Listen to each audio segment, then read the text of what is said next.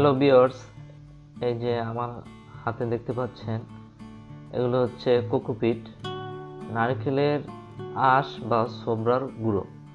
এটা মেশিনে নারকেলের আঁশ বা ছোবড়া মেশিনের মাধ্যমে এটা এইভাবে গুঁড়ো করা হয়।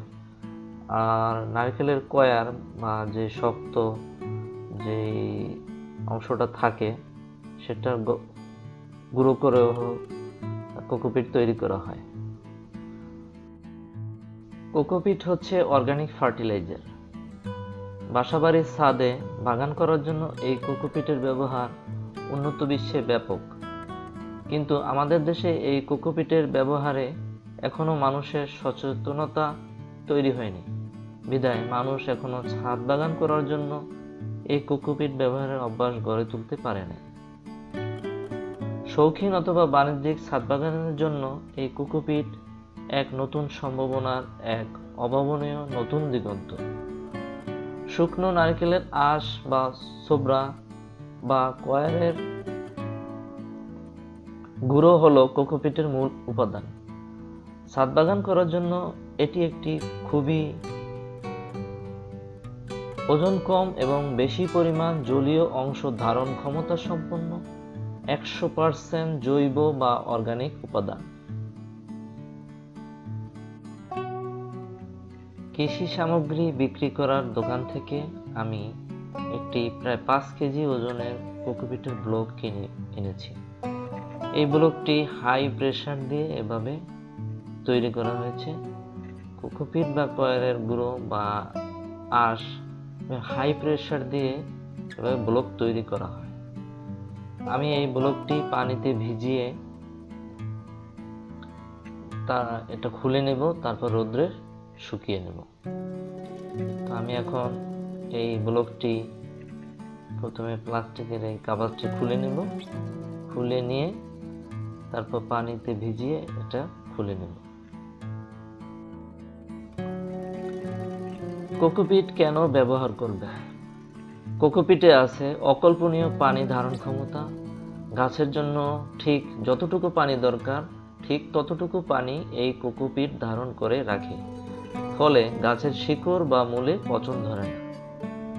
কোকোপিট দিয়ে গাছ লাগালে ক্ষতিকারক পোকামাকড়, ক্ষতিকারক ছত্রাক ও ব্যাকটেরিয়া আক্রমণ করতে পারে না। কোকোপিটে দ্রুত পানি ও বাতাস আসা যাওয়া করতে পারে, ফলে গাছের শিকড় দ্রুত বাড়ে। গাছের শিকড় বাড়ার কারণে গাছও দ্রুত বাড়ে এবং স্বাস্থ্যবান হয়। কোকোপিটে রাসায়নিক সার মেশানো ছাড়াও চাষ করা যায়।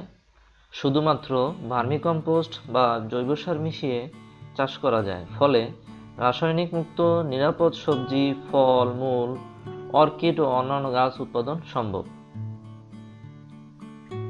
কোকোপিটে বেড়ে ওঠা গাছের ফল ও ফুল বড় ও পুষ্টিবান হয়, এবং যার কারণে হাইড্রোপনিক বাগান মালিকেরা মাটি ব্যবহার না করেও কোকোপিট ব্যবহার করে থাকে। কোকোপিট হালকা এবং ঝুরঝুরে হবার কারণে এর ভিতরে খুব সহজে মাটিতে গাছের জন্য খাদ্য তৈরিতে অক্সিজেন সরবরাহ করতে পারে।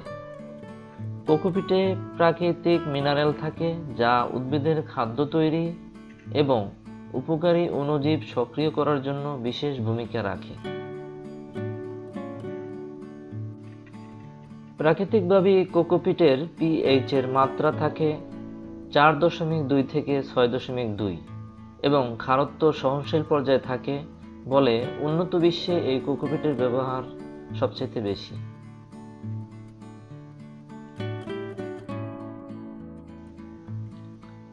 আমি কোকোপিটের ব্লকটি এভাবে পানিতে ভিজিয়ে নেব।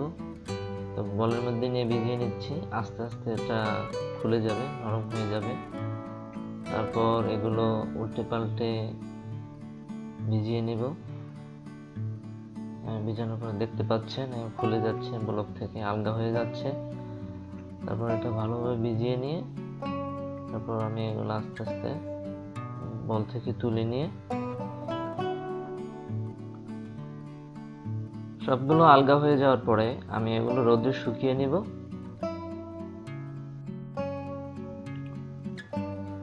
কোকোপিটে আছে উন্নত পানি নিষ্কাশন প্রক্রিয়া, ফলে কোকোপিটে গাছের মৃত্যুর হার খুব কম।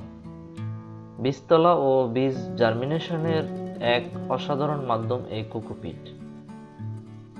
কোকোপিট মাটির তুলনায় ওজন অনেক গুণ হালকা, ফলে গাছের টব বা পাত্র সহজে বহন করা যায়, ফলে ছাদের উপর অতিরিক্ত চাপ পড়ে না। ভিজে আলগা হয়ে যাওয়া কোকোপিটের গুঁড়োগুলো আমি রোদ্রে শুকিয়ে নিব। আমি ছাদে এগুলো বিছিয়ে দিব। আমি এগুলো পানি থেকে তুলে নিচ্ছি, আপনারা দেখতে পাচ্ছেন। কোকোডাস দিয়ে যে কোনো প্রকার চারা তৈরি বা গাছ লাগানো যেতে পারে, নির্দিষ্ট কোনো ধরাবাঁধা নিয়ম নেই। চারা তৈরি, কলম লাগানোর ক্ষেত্রে কোকোডাস্ট নতুন সম্ভাবনা নিয়ে এসেছে। একে কাজে লাগিয়ে ছাদ কৃষিকে আরো সমৃদ্ধ করতে হবে। কোকোপিট ব্যবহারের নিয়ম: প্রতি কেজি কোকোপিটের সাথে প্রয়োজন অনুযায়ী পানি মেশাতে হবে, যাতে বেশি ভেজা ভেজা না হয়, আবার খুব শুকনো না হয়। পানি অল্প অল্প করে কিছুক্ষণ পর পর কোকোপিটের উপর ঢালতে হবে। খেয়াল রাখতে হবে যাতে পানি বেশি হয়ে থকথকে না হয়ে যায়। আর যদি হয়েও যায় তাহলে নেট জাতীয় কাপড় রেখে ঝুলিয়ে অতিরিক্ত পানি ঝরিয়ে নিতে হবে। সম্পূর্ণ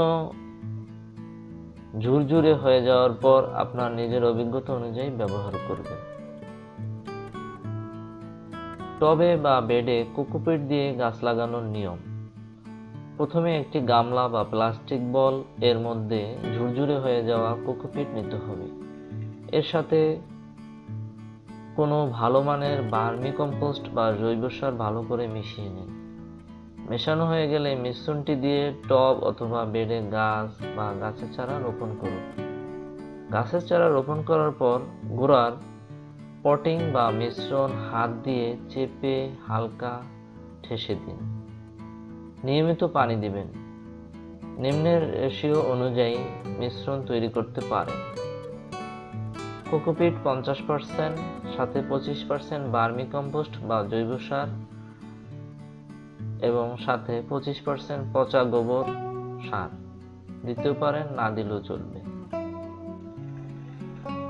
বড় ড্রামে কোকোপিট দিয়ে গাছ লাগানোর নিয়ম: প্রথমে একটি গামলা বা প্লাস্টিক বলের মধ্যে ঝুরঝুরে হয়ে যাওয়া ভেজা কোকোপিট এর সাথে জৈব সার বা ভালো মানের ভার্মি কম্পোস্ট ভালো করে মিশিয়ে নিন।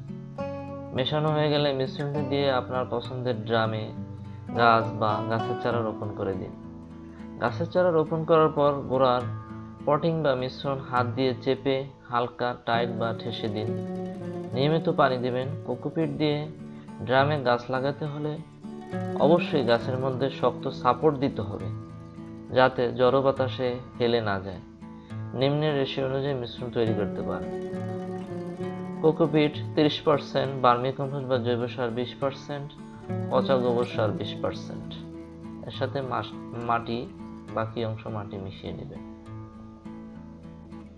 বীজ থেকে চারা তৈরি করার জন্য কোকোপিট এর ব্যবহারের নিয়ম: বীজ থেকে চারা তৈরির জন্য ঝুরঝুরে হয়ে যাওয়া কোকোডাস্টগুলো চাল ধোয়ার মতো 2-3 বার ভালো করে ধুয়ে নিতে হবে।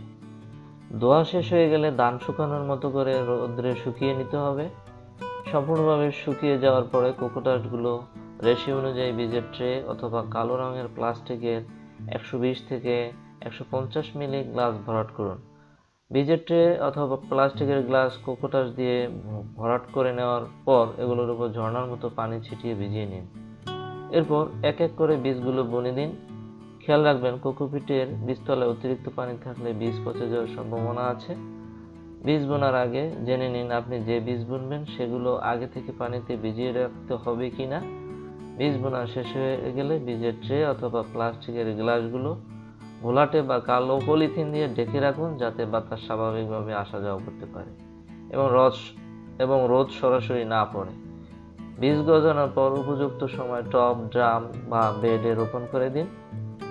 এক্ষেত্রে মিশ্রণটি হবে কোকোপিট 80%, ভার্মি কম্পোস্ট বা জৈব সার 20%। যে কোনো সমস্যা বা প্রশ্ন থাকলে কমেন্ট করে জানাবেন। এবং যারা এই চ্যানেলে নতুন, প্লিজ চ্যানেলটি সাবস্ক্রাইব করে বেল আইকনটিতে ক্লিক করুন। ভিডিওটি ভালো লাগলে লাইক করতে ভুলবেন না। আবারও দেখা হবে নতুন কোনো গার্ডেনিং টিপস নিয়ে। ভালো থাকবেন সবাই।